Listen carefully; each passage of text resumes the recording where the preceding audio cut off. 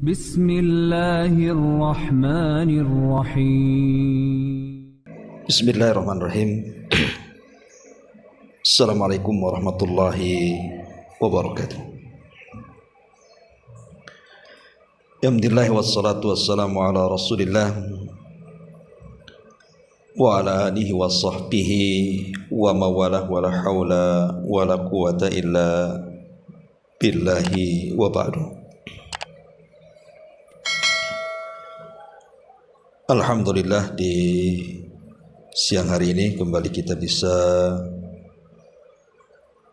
duduk untuk bertalabul ilmi, dan kita masih meneruskan kitab Tauhid. Anak kita akan membahas di siang hari ini tentang maja'a fi munkaril qadar. Bab bicara tentang hukum mengingkari takdir Allah Subhanahu wa taala. Ma'asyiral muslimat yang dimuliakan Allah Subhanahu wa taala, mu'allif rahimahullahu taala membawakan beberapa dalil dari Al-Qur'an dan juga sunnah Nabi sallallahu alaihi wa ala alihi wasallam.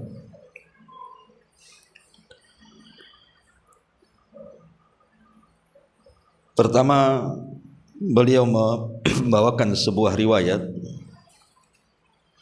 dari Ibnu Umar radhiyallahu anhu. Nabi sallallahu alaihi wasallam bersabda, "Walladzi afan," perkataan Ibnu Umar radhiyallahu anhu, "Walladzi nafsu ibni Umar biyadihi, Lau anna li ahadihim mithla Uhudin dhahaban fa anfaqahu ma qabilahu Allahu minhu hatta yu'mina bil qadar." Demi Allah yang jiwa Ibnu Umar berada di tangannya, seandainya salah seorang di antara mereka memiliki emas sebesar gunung Uhud, lalu diinfakkannya di jalan Allah, niscaya Allah tidak akan menerima sama sekali dari infaknya sampai dia beriman dengan takdir. Kemudian Ibnu Umar radhiyallahu anhu membacakan sabda Nabi dalam hadis yang panjang, hadis Jibril, ketika Jibril bertanya kepada Rasul soal iman. Maka Rasulullah mengatakan, "Al-imanu an tu'mina billahi wa malaikatihi wa kutubihi wa rusulihi wal yaumil akhir wa tu'mina bil qadari khairihi wa syarrihi." Iman itu adalah engkau beriman kepada Allah, beriman kepada malaikat-malaikat Allah, beriman kepada kitab-kitab Allah, kepada rasul-rasul Allah, juga beriman kepada hari akhir, dan engkau beriman dengan takdir, baik takdir buruk maupun takdir baik. Dan juga diriwayatkan dari Ubadah ibn Samit radhiyallahu an, dia pernah memberikan nasihat kepada anaknya, "Ya bunayya, innaka lan tajida ta'mal iman hatta ta'lama anna ma asabaka lam yakun liyukhti'aka wa ma akhta'aka lam yakun liyusibaka. Sami'tu Rasulullah sallallahu alaihi wasallam yaqul, inna awwala ma khalaqallahu al-qalama faqala lahu uktub, qala rabbi wa ma aktub, qala uktub maqadira kulli syai'in hatta taquma as-sa'ah. Ya bunay, inni sami'tu Rasulullah sallallahu alaihi wasallam yaqul, man mata ala ghairi hadha falaysa minni." Kata Ubadah ibn Samit radhiyallahu an menasihati anaknya, "Wahai putraku, sesungguhnya engkau tidak akan bisa merasakan manisnya iman sampai engkau meyakini bahwa apa yang telah ditakdirkan menimpa dirimu tidak akan pernah meleset bagimu. dan apa yang telah Allah takdirkan tidak menimpamu, maka tidak akan mampu menimpamu. Karena aku telah mendengar Nabi SAW bersabda, pertama kali yang Allah ciptakan adalah qalam atau pena. Allah pun berfirman kepada pena, tulislah wahai pena. Maka pena menjawab, ya Rabb, apa yang harus aku tulis? Maka Allah Subhanahu wa ta'ala menjawab lagi, tulislah semua takdir yang akan terjadi hingga datangnya hari kiamat. Kemudian kata Ubadah bin Samit kepada anaknya, wahai anakku, aku pernah mendengar Rasulullah SAW bersabda, barang siapa meninggal tidak di atas keyakinan seperti ini, artinya tidak beriman dengan takdir, maka ia bukan dari golonganku. Ma'asyiral muslimat yang dimuliakan Allah Subhanahu wa ta'ala, bicara tentang masalah takdir ini menarik, Bu, kita bahas bicara takdir ini, karena takdir ini rahasia Allah Subhanahu wa ta'ala. Orang kalau beriman kepada takdir itu, Ibu, hidupnya akan tenang, tidak akan pernah sedih, karena segala sesuatu yang terjadi kepada kita, baik buruknya itu semua sudah dicatat. Lalu apa yang disedihkan? Tapi sebelum kita akan membahas tentang thamaratu takdir, apa sih buah-buah takdir itu, kita akan memberikan pengetahuan seputar takdir. Ma'asyiral muslimat yang dimuliakan Allah Subhanahu wa ta'ala, kita pernah membahas dulu waktu kita mengkaji kitab Arba'in Nawawi, hadis dari Abdullah ibn Mas'ud radhiyallahu an tentang bagaimana Allah Subhanahu wa ta'ala ketika menciptakan kita dalam perut ibu kita, ketika di usia 4 bulan, apa kata Nabi SAW? Thumma yursalu ilaihil malak fayanfuhu fihi ruh wa yu'maru bi arba'i kalimat bi rizkihi wa ajalihi wa amalihi wa syaqiyyin aw sa'id. Kata Nabi SAW, maka Allah utus malaikat ketika janin berusia 4 bulan itu, kemudian meniupkan ruh dan mencatat segala takdir dia.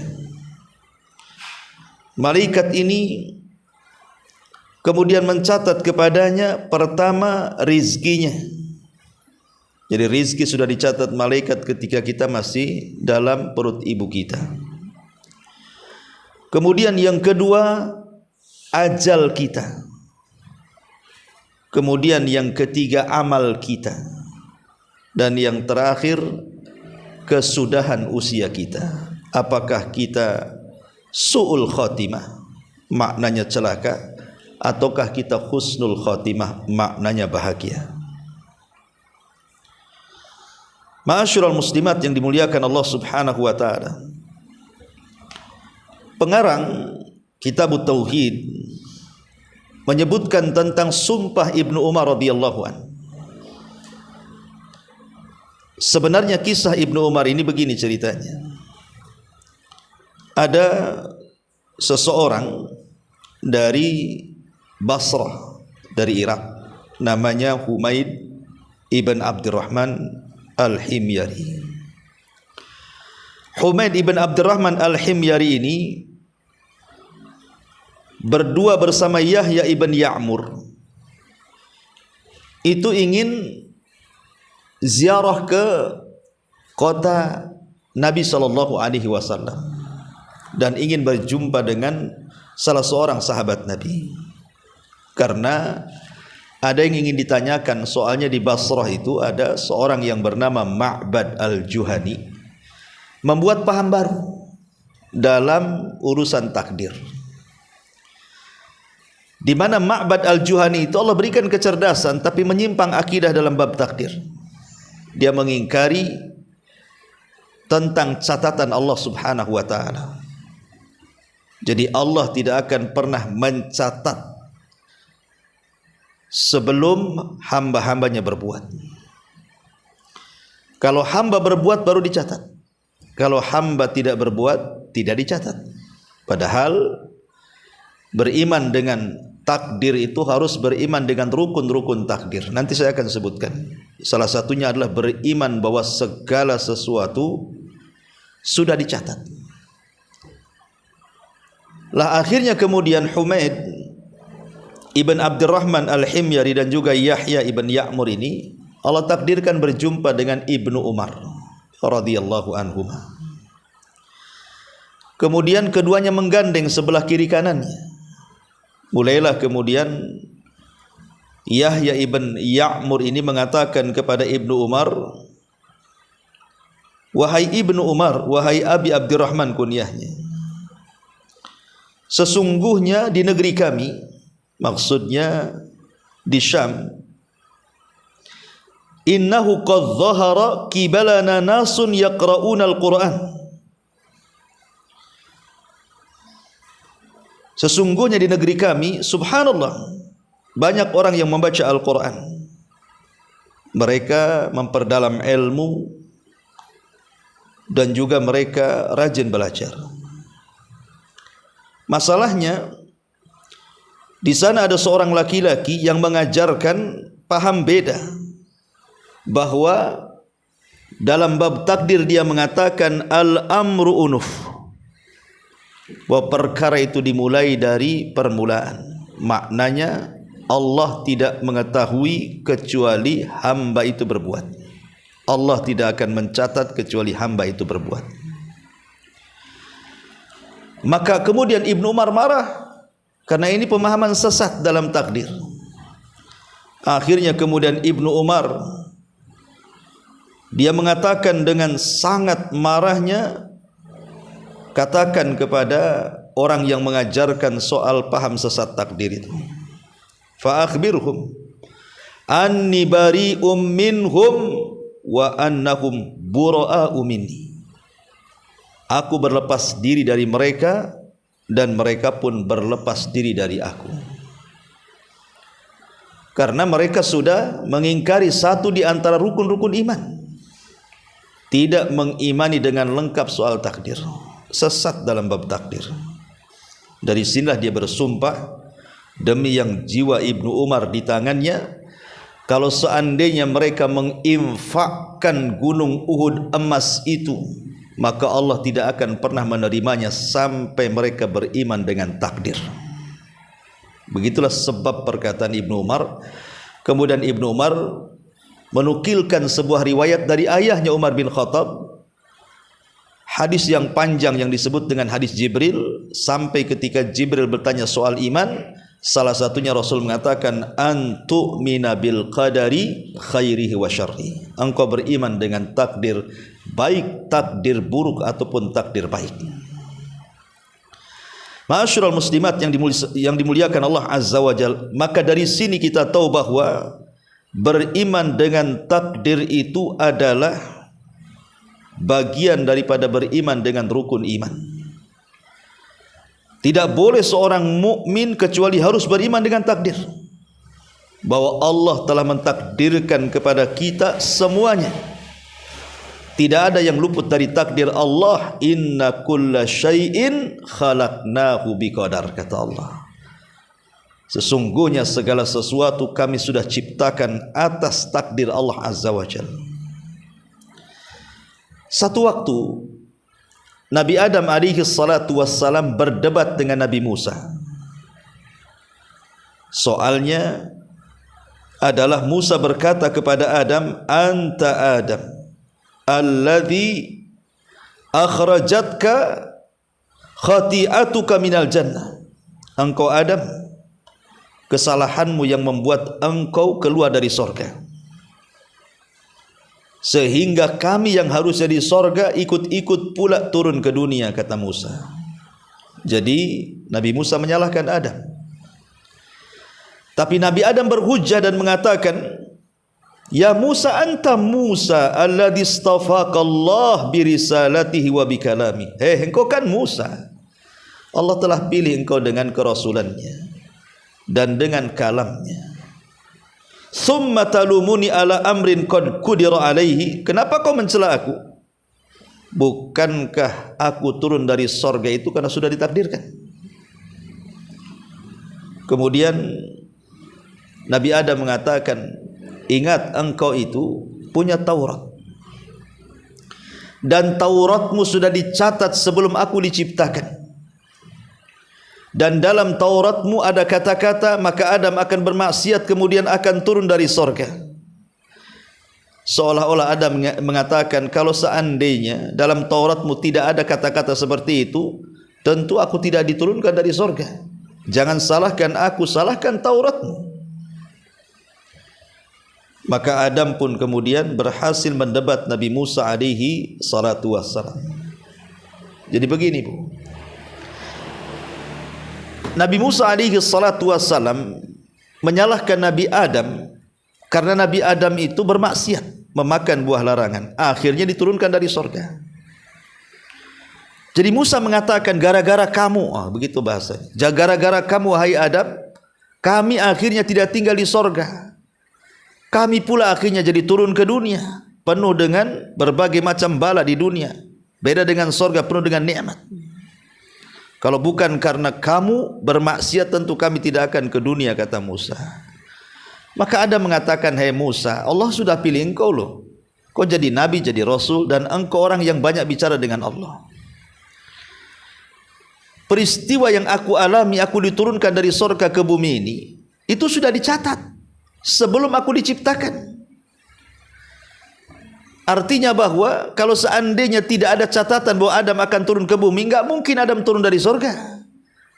Karena sudah dicatat, itulah sebelum aku diciptakan sebelum aku diciptakan sudah dicatat duluan. Makanya inilah memang begini takdirnya, aku harus turun ke dunia.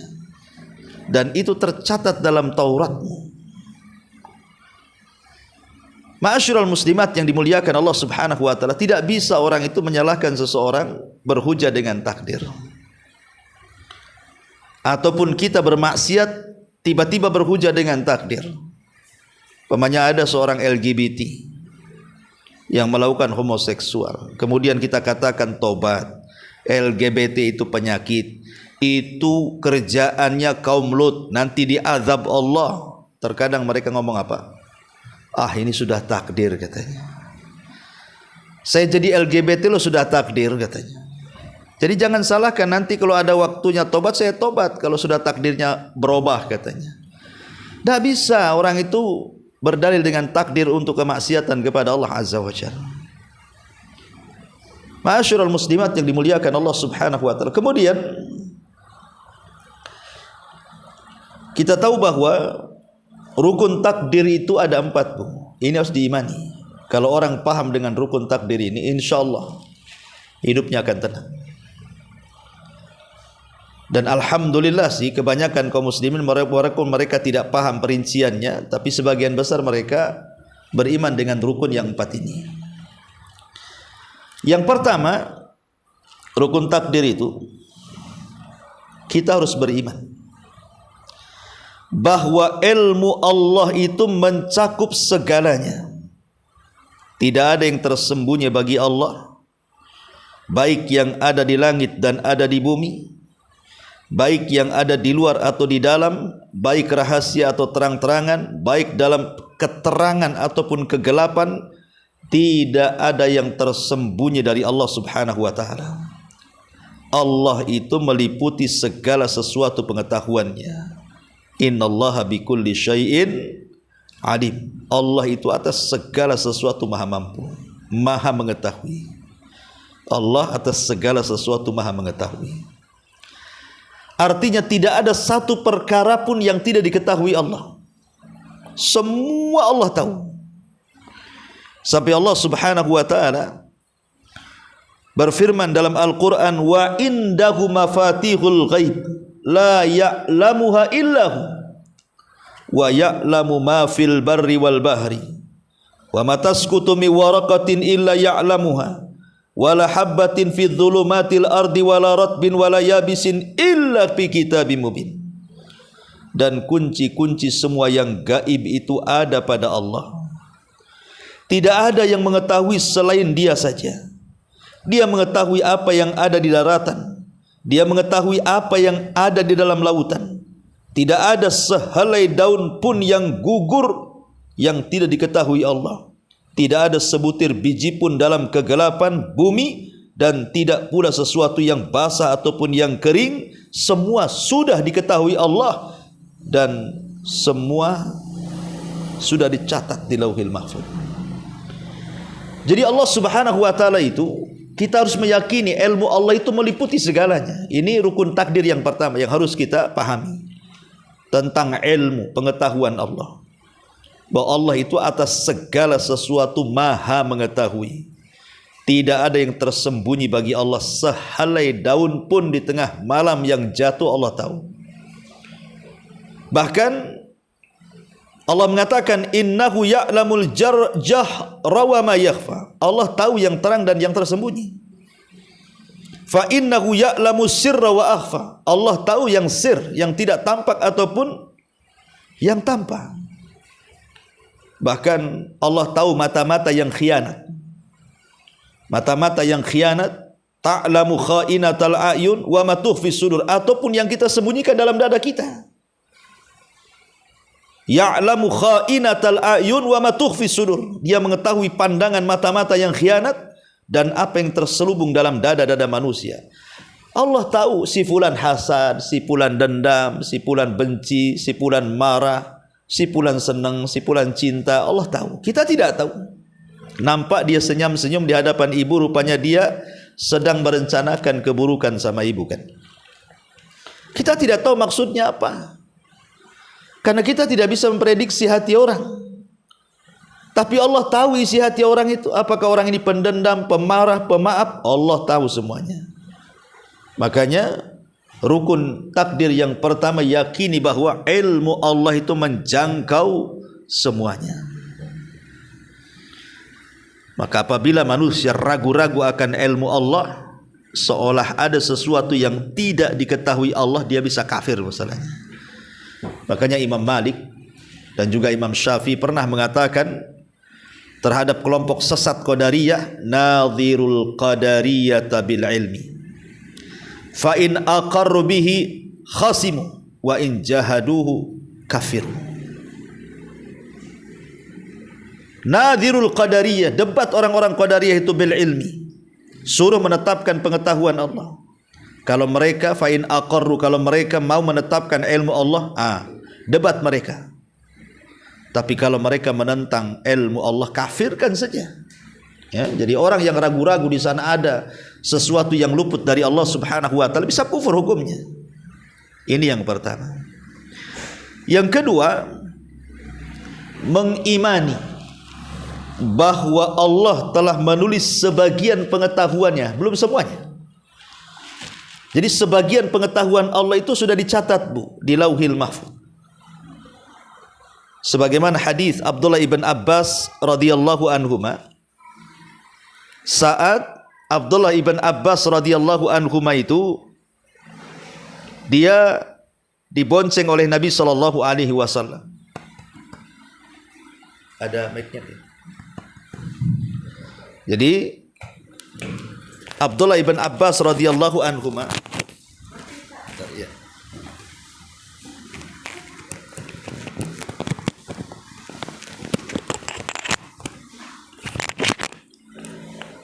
saat dibonceng Nabi sallallahu alaihi wasallam, kata Nabi sallallahu alaihi wasallam, "Ya gulam, inni uallimuka kalimatin ihfadillaha yahfadka. Ihfadillaha tajidhu tujahak. Idza sa'alta fas'alillah wa idza sta'anta fasta'in billah. Wa'lam annal ummata law ijtama'at ala an yanfa'uka bi syai'in lam yanfa'uka illa bi syai'in qad katabahu Allahu lak. Wa in ijtama'u ala an yadurruka bi syai'in lam yadurruka illa bi syai'in qad katabahu Allahu 'alaika. Rufi'atil aqlam wa jaffatis suhuf." Kata Rasul kepada Abdullah bin Abbas radhiyallahu anhuma, wahai anak muda, maukah ku ajarkan kau beberapa kalimat? Jaga Allah, Allah akan jaga kamu. Jaga Allah, niscaya Allah akan kau dapati di hadapan. Kalau kau minta, minta kepada Allah. Kalau kau minta pertolongan, minta pertolongan kepada Allah. Ketahuilah kalau seandainya umat ini berkumpul untuk memberikan manfaat kepadamu dengan sesuatu, manfaat tidak akan sampai kepadamu kecuali apa yang sudah Allah catat. Ataupun kalau manusia berkumpul untuk mencelakakan kamu, maka tidak akan mungkin kau celaka kecuali kecelakaan itu sudah dicatat. Kenapa? Karena qalam sudah diangkat dan suhuf sudah kering. Artinya di sana ada yang mencatat dan di sana ada yang dicatat. Pena mencatat pengetahuan Allah Subhanahu wa taala yang Allah perintahkan kepada pena, dan catatan itu terletak di sebuah papan di mana pena sudah kering, catatan sudah diangkat. Artinya segala sesuatu sudah ada catatannya. Makanya kenapa Nabi SAW tadi yang sudah saya sebutkan dalam matannya kitab Tauhid ini dari hadis Ubadah bin Samit yang memberikan nasihat kepada anaknya. Salah satunya dia mendengar Nabi SAW mengatakan, sesungguhnya awal yang pertama Allah ciptakan kolam. Kemudian Allah katakan, hei kolam, catat, catat. Kata kolam, ya Rabb, apa yang harus aku catat? Kata Allah, catat segala sesuatu yang akan terjadi sampai dibangkitkan kiamat. Maka yang kedua, mengimani Allah telah mencatat sebagian ilmunya di Lauhil Mahfuz.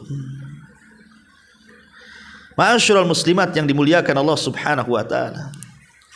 Makanya Allah Subhanahu wa taala menyebutkan dalam surah Al-Hadid ayat 22, ma asaba min musibatin fil ardi wala fi anfusikum illa fi kitabin min qabli an nabra'aha inna dzalika 'ala Allah yasir. Tidak ada satu bencana pun yang menimpa di bumi dan tidak pula pada dirimu, melainkan telah dicatat di Lauhil Mahfuz sebelum kami menciptakannya. Sungguh yang demikian itu mudah bagi Allah Azza wa Jalla. Maka rukun takdir yang kedua, Bu, kita yakin bahwa sebagian pengetahuan Allah sudah dicatat di Lauhil Mahfuz yang berkaitan dengan seluruh makhluknya termasuk kita. Semua takdir kita dicatat di sana. Rizki kita, umur kita, amal kita, bencana kita, dan begitu seterusnya. Tidak ada yang luput bagi Allah Subhanahu wa taala. Ini yang nomor 2. Kemudian yang nomor 3, mengimani bahwa Allah Subhanahu wa taala yang menciptakan semua makhluknya. Bahwa Allah Subhanahu wa taala yang menciptakan semua makhluknya, Allahu khaliqu kulli syai'in. Allah lah yang menciptakan segala sesuatu yang ada di alam semesta ini. Tidak ada satupun yang luput dari ciptaan Allah Subhanahu wa taala. Baik ciptaan Allah itu berupa kebaikan ataupun ciptaan Allah itu berupa keburukan. Allah itu menciptakan segalanya. Baik ciptaannya buruk dianggap oleh kita atau ciptaannya dianggap baik oleh kita. Ma'asyiral muslimat yang dimuliakan Allah Subhanahu wa taala, tetapi ada catatan. Ketika Allah Subhanahu wa taala menciptakan keburukan, bukan berarti Allah melakukan keburukan ataupun Allah memerintahkan keburukan, tidak.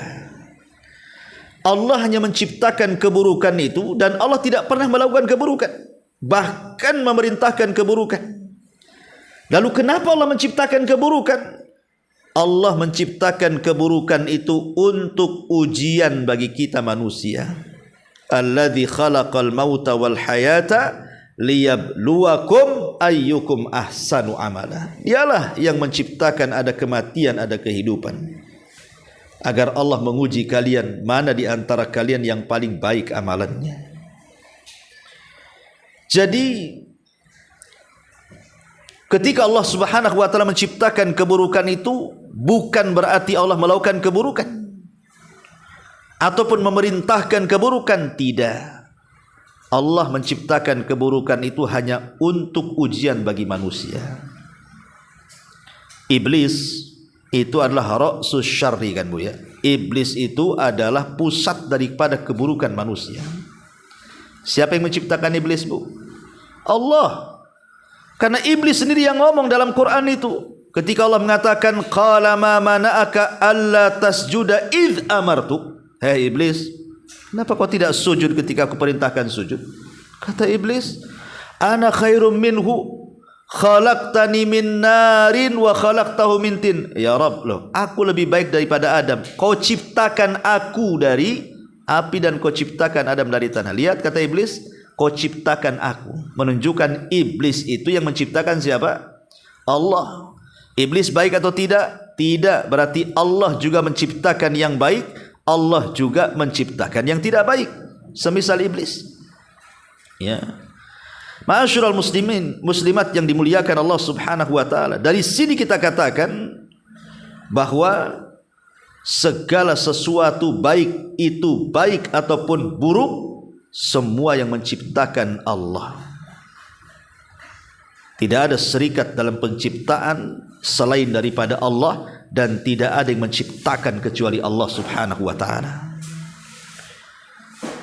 Ma'asyiral muslimat yang dimuliakan Allah Azza wa Jalla, ini rukun yang ketiga, Bu ya.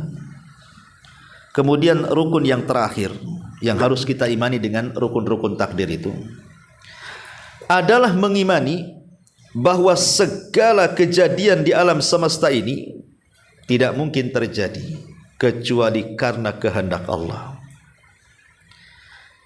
Segala sesuatu yang terjadi di alam semesta ini, termasuk dalam kehidupan kita, entah kita kaya, kita miskin, kita sedih, kita bahagia, kita bercampur, kita berpisah, kita menangis, kita tertawa, dan begitu seterusnya, itu semua tidak lepas dari kehendak Allah.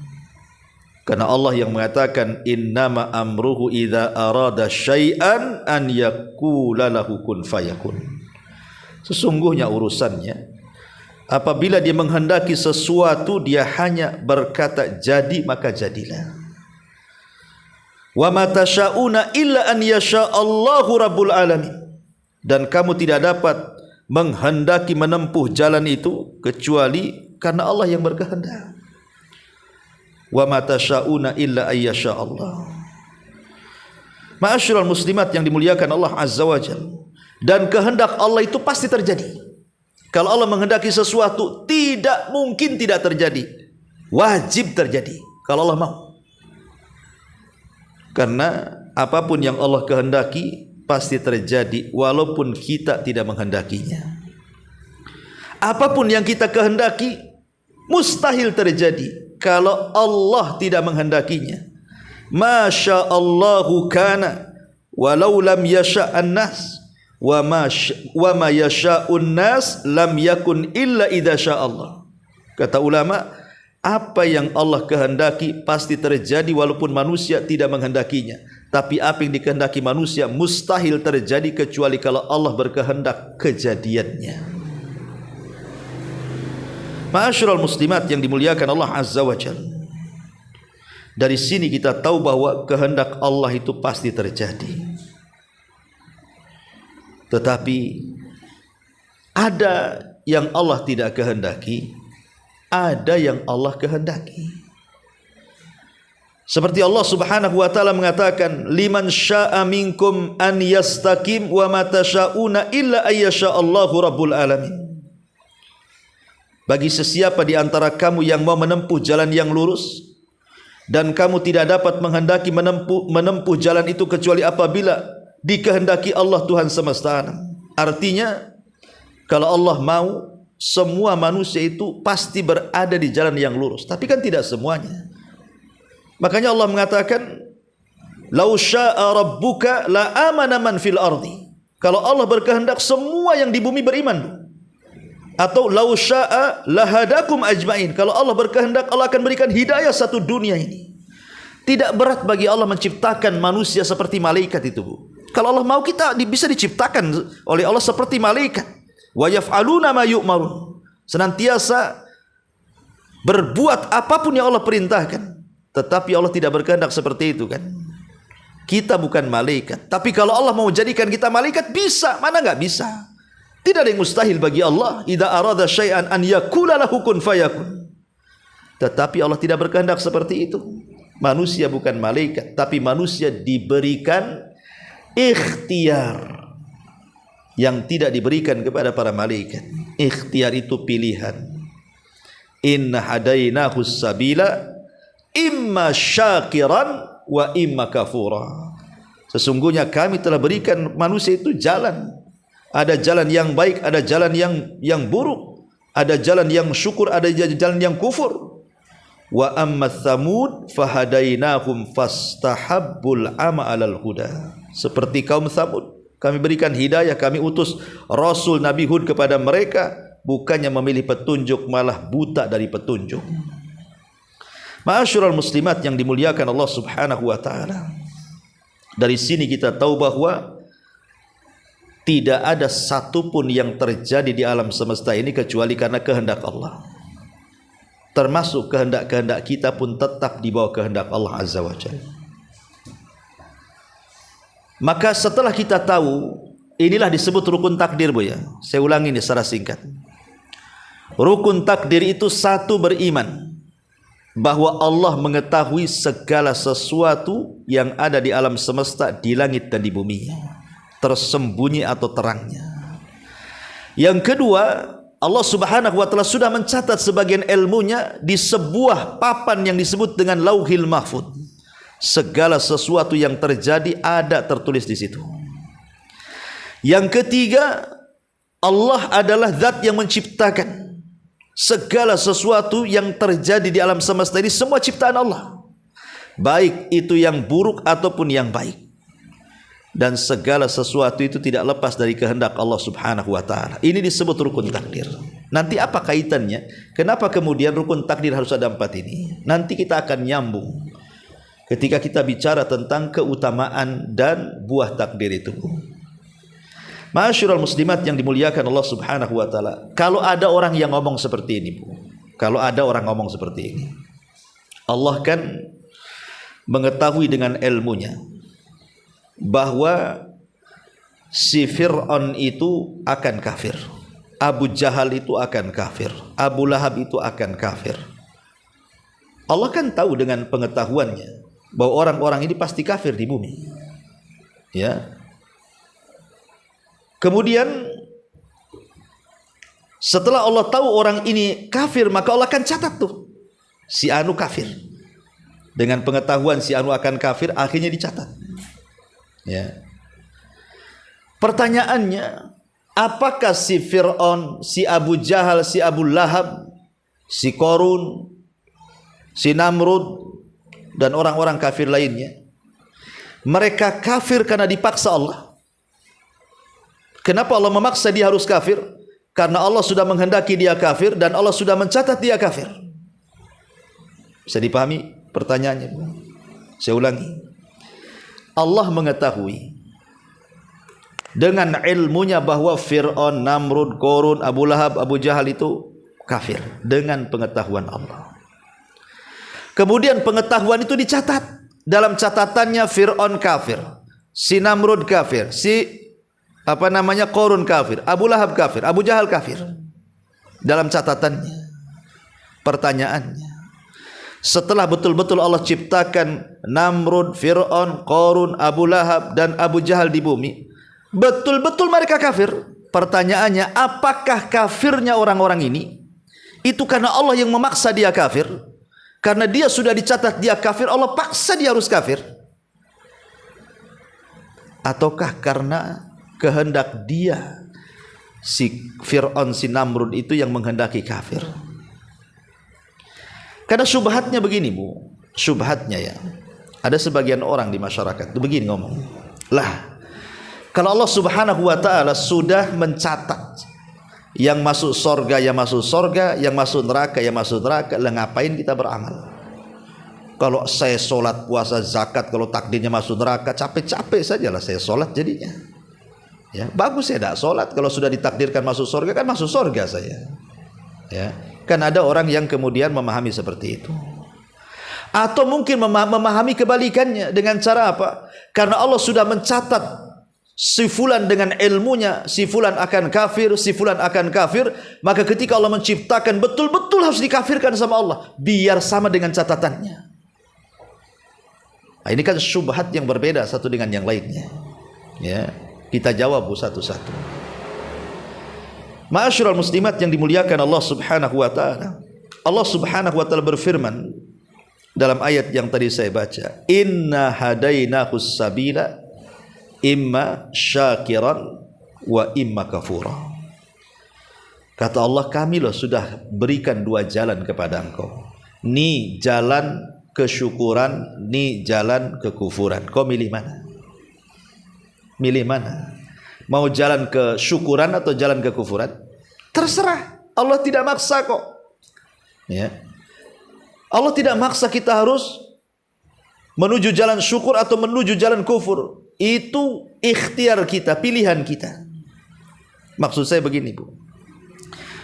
Ketika Allah Subhanahu wa taala dengan pengetahuannya si Fir'aun itu akan kafir, kemudian dicatatnya. Kemudian betul-betul Allah ciptakan si Fir'aun. Lah, kekafiran si Fir'aun itu bukan karena Allah paksa dia harus kafir supaya sama dengan catatannya di Lauhil Mahfuz, tapi karena dia memilih, dia sendiri ingin jadi orang kafir. Jadi yang memilih kekafiran si Fir'aun itu ya si Fir'aun sendiri minta kafir dia. Si Abu Jahal sendiri yang memilih dia ingin kafir. Si Abu Lahab sendiri yang menjadikan dia ingin kafir. Si Qarun sendiri yang berikhtiar dia ingin kafir. Karena Allah tidak pernah memaksa orang. Allah itu tidak pernah maksa orang harus kafir, tidak. Justru Allah berikan pilihan dan Allah berikan kehendak kepada kita. Ini jalan yang baik, ini jalan yang buruk. Kok kamu pilih yang buruk? Ya jangan salahkan Allah. Tapi dengan pengetahuannya dari jauh-jauh zaman Allah sudah tahu memang orang ini pasti kafir. Tapi kekafirannya bukan karena dipaksa Allah, tapi karena kehendak dia. Bisa dipahami ya? Ya, mudah-mudahan paham. Ya. Ya, memang kalau urusan takdir ini belak-belok ya saya terangkan saja. Ya. Intinya begini, Bu, bahwa manusia itu tidak ada yang dipaksa. Manusia itu punya pilihan. Ini yang baik, ini yang buruk. Ya milihlah. Ya. Makanya kenapa Allah Subhanahu wa taala berikan kepada badan kita ini, Allah kasih mata, Allah kasih hidung, Allah kasih telinga, Allah kasih kaki, tangan, hati, pikiran. Untuk apa gunanya tuh? Untuk memilih mana jalan yang baik, mana jalan yang buruk. Ya. Karena seseorang itu kan harus ada sebab, Bu. Harus mencari sebab. Orang ingin masuk surga itu harus cari sebab. Jangankan urusan surga, Bu, ya, urusan akhirat. Orang ingin masuk surga harus pakai sebab, sebabnya sholat, sebabnya ibadah gitu. Urusan dunia saja harus pakai sebab. Jangan tawakal kepada takdir. Pamannya gini, Ustaz saya nggak akan makan 3 hari. Kenapa? Kalau takdirnya kenyang kok katanya. Kira-kira ibu hidup nggak 3 hari? Iya. Ya. Ibu kan tawakal dengan takdir. Kalau takdirnya nggak mati kan nggak mati. Ustaz saya nggak mau nikah. Kenapa? Saya tuh pengen punya anak tapi nggak mau menikah. Kalau lo takdirkan saya punya anak kan pasti punya anak. Punya anak nggak tuh? Ya anak angkat tuh gini, anak orang diambil. Ya. Itu urusan dunia saja mencari sebab tuh. Mencari sebab urusan dunia. Nggak bisa kemudian seseorang itu hanya berfokus kepada takdir saja. Ah, kalau saya sudah gini ya sudah. Nggak begitu. Seperti orang LGBT, dia mengatakan ini kan sudah takdir Allah. Tidak, kau cari sebab kesembuhan. Kau ini sakit, bukan sehat. Ya. Kau sakit karena Allah tidak pernah menciptakan itu LGBT. Allah ciptakan laki-laki suka perempuan, bukan laki-laki suka laki-laki. Makanya Allah ciptakan Adam dengan Hawa, bukan Adam dengan laki-laki, dengan Hawa perempuan. Jadi nggak bisa kemudian kita menyandarkan kepada takdir. Sebagaimana jangan pernah kita katakan kita dipaksa takdir. Kenapa seperti ini? Karena takdir yang memaksa saya seperti ini. Kita tidak dipaksa takdir. Kita ini punya pilihan. Di hadapan kita nih, kalau seandainya saya katakan, ibu mau kemana? Ke Batu Aji. Saya katakan, ke Batu Aji itu ada 2 jalan loh Bu. Satu nih jalan ini, kalau ke Batu Aji penuh dengan perampok, penuh dengan penjahat, kemudian penuh dengan binatang buas di situ, kemudian gelap gulita. Kemudian saya katakan, yang ini ada jalan lagi sama-sama ke Batu Aji, yang ini terang, jalannya luas. Oh, pokoknya banyak orang. Kira-kira Bu, ibu milih yang mana? Milih yang terang lah. Atas kehendak siapa? Ibu yang berkehendak, ngambil sebab supaya selamat. Ya. Jadi begitu caranya memahami takdir itu. Ma'asyiral muslimat yang dimuliakan Allah Subhanahu wa taala. Setelah kita tahu, dan takdir itu Bu, takdir itu kan ada 4 macam ya. Ada namanya takdir secara mutlak, di mana semua nasib kita, semua nasib alam semesta, semua nasib makhluk Allah sudah dicatat di Lauhil Mahfuz. Itulah yang Allah Subhanahu wa taala firmankan di dalam Al-Qur'an, ya, bahwa Allah Subhanahu wa taala mengatakan ma asaba min musibatin fil ardi wala fi anfusikum illa fi kitabim min qabli an nabra'aha inna dzalika 'ala Allahi yasir, bahwa apapun bencana yang menimpa di bumi dan yang menimpa dirimu sendiri semua sudah dicatat. Maksudnya di mana? Di Lauhil Mahfuz. Itu takdir umum namanya. Takdir kita sudah dicatat di Lauhil Mahfuz. Kemudian yang kedua ada takdir lain, ya, yang disebut takdir takdir umri, takdir umur. Kapan itu? Saat kita berada di perut ibu kita. Malaikat mencatat rizki kita, mencatat ajal kita, mencatat amal kita, dan mencatat akhir kehidupan kita bahagia atau celaka. Itu namanya takdir umri namanya. Kemudian yang ketiga ada namanya takdir sanawi, takdir tahunan, dan itu di malam Lailatul Qadar. Jadi Allah Subhanahu wa taala mendaur ulang takdir kita setahun itu. Di malam Lailatul Qadar fiha yufraqu kullu amrin hakim. Di malam itu kami daur ulang lagi itu takdir-takdir manusia. Dan ada namanya takdir harian, fi kulli yaumin huwa fi sya'an. Setiap hari Allah sibuk dengan hambanya. Terkadang Allah menghidupkan, Allah mematikan, Allah membuat sakit, Allah membuat orang itu sehat, Allah membuat orang itu kaya, Allah membuat orang itu miskin, Allah membuat orang ini sedih, orang membuat orang ini bahagia, orang membuat orang ini tertawa, orang membuat orang ini, Allah membuat orang ini menangis, dan begitu seterusnya. Allah sibuk, ya, mengurus hambanya. Dan kita lihat itu hari-hari ada orang mati, ada orang hidup, melahirkan, dan begitu seterusnya. Ya, lah ini semua adalah disebut dengan taksimul qadar. Ya, pembagian takdir. Ada takdir yang umum Lauhul Mahfuz, ada takdir umri di dalam perut ibu kita, ada takdir tahunan di malam Lailatul Qadar, dan ada takdir di setiap hari. Allah itu sibuk dengan hamba-hambanya. Fi kulli yaumin huwa fi syan. Setiap hari Allah itu sibuk. Ya. Yang ingin saya utarakan ini yang paling penting ya. Setelah kita mengkaji dari awal sampai akhir, emboh paham atau tidak ibu-ibu, pokoknya sudahlah dari awal sampai akhir sudah cerita saya. Sekarang masuk, apa sih pentingnya? Pentingnya seseorang itu beriman dengan takdir itu apa pentingnya? Perhatikan firman Allah Subhanahu wa taala. Allah Subhanahu wa taala berfirman di dalam Al-Qur'an, "Ma asaba min musibatin fil ardi wala fi anfusikum illa fi kitabim min qabli an nabra'aha inna dzalika 'ala Allahi yasir likaila tas'au 'ala ma fatakum wala tafrahu bima atakum wallahu yuhibbu kulla mukhtalin fakhur." Setiap bencana yang menimpa di bumi dan yang menimpa kepada dirimu sendiri, semuanya telah dicatat di Lauhil Mahfuz sebelum kami ciptakan dia. Sungguh yang demikian itu mudah bagi Allah. Agar kamu, di sini syahidnya Bu, dengarkan. Agar kamu tidak bersedih hati terhadap apa yang luput dari kamu, dan agar kamu tidak terlalu gembira terhadap apa yang diberikan kepadamu, dan Allah tidak menyukai orang-orang yang sombong dan membanggakan. Maksudnya begini Bu, orang kalau betul-betul beriman dengan takdir, bahwa segala sesuatu tidak luput dari pengetahuan Allah, Segala sesuatu tidak luput dari catatan Allah. Segala sesuatu tidak mungkin terjadi karena Allah yang menciptakannya. Segala sesuatu tidak mungkin terjadi kecuali karena kehendaknya. Hati kita tenang. Ketika Allah Subhanahu wa taala memberikan musibah kepada kita, kita tidak terlalu sedih. Kaila ta'sau ala ma fatakum. Umpamanya orang ini dipecat dari pekerjaannya, jatuh dari kendaraan kemudian cacat permanen. Orang ini mungkin bercerai, ya, atau mungkin sulit ekonomi, atau apalah musibah, ya, yang menimpa kita nih. Kalau seandainya Allah timpakan musibah kepada kita, Bu, kalau kita beriman dengan takdir, kita tidak akan sedih. Tidak akan sedih. Walaupun sedih itu tidak akan lama. Walaupun sedih itu ya tidak sedih sekali.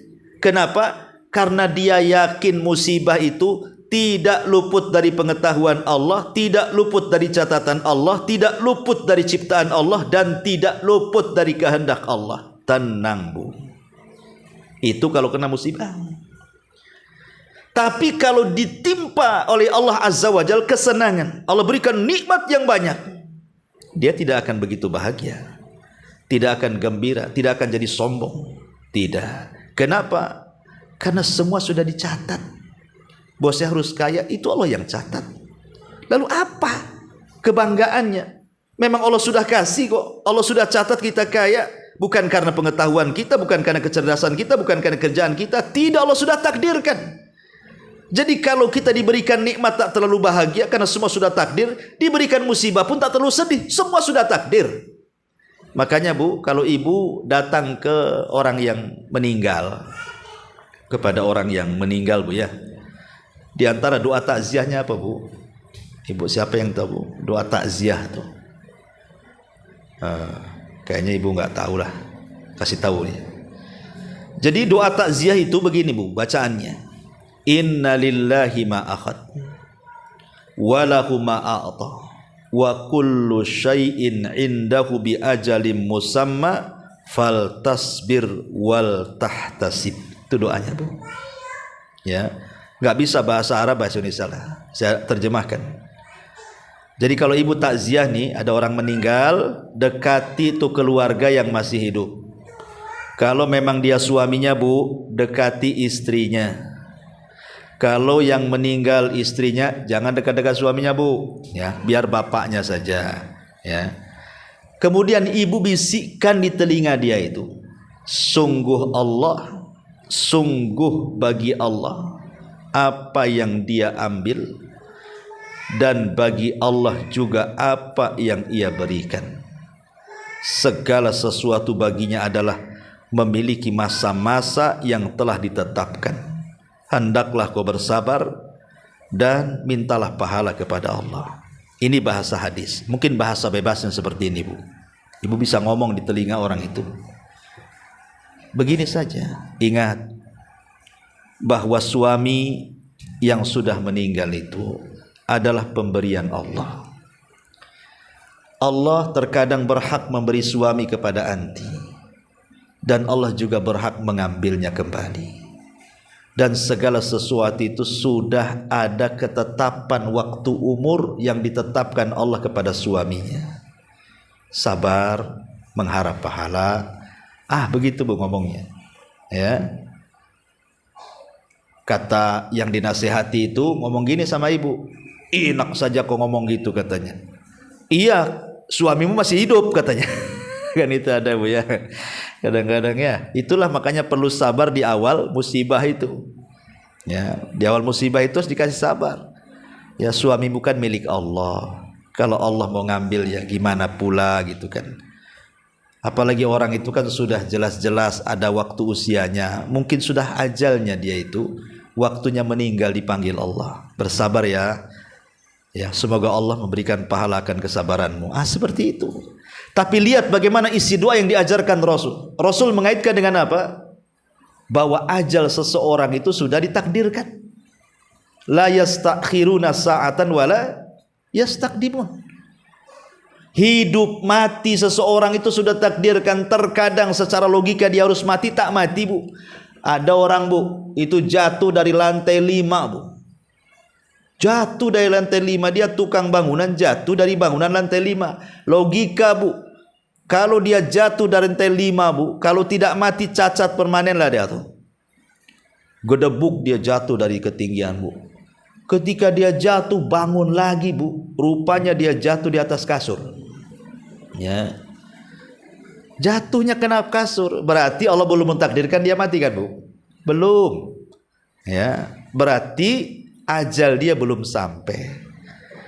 Tapi ada yang nggak ngapa-ngapain bu. Bahkan ya saya punya saudara dulu tuh. Saudara ya masih saudara lah, perempuan. Malamnya itu dia ngeluh ceritanya kayak masuk angin gitu bu ya. Jadi sama suaminya tuh bu disuruh ngeroki. Ya, dikerokin lah, kalau orang desa kan dikerok ya bu, pakai kadang sendok ya, jangan pakai garpu bu, pakai sendok atau pakai koin gitu ya. Jadi tiba-tiba ngorok, habis itu hilang, disangka tidur bu, sampai pagi. Rupanya pagi itu sudah nggak ada. Padahal hanya dikerok bu, dia nggak jatuh dari lantai 5. Apa penyebabnya dikerok? Bukan. Memang sudah waktunya, bukan mati karena dikerok, bukan. Nggak ada orang mati dikerok tuh.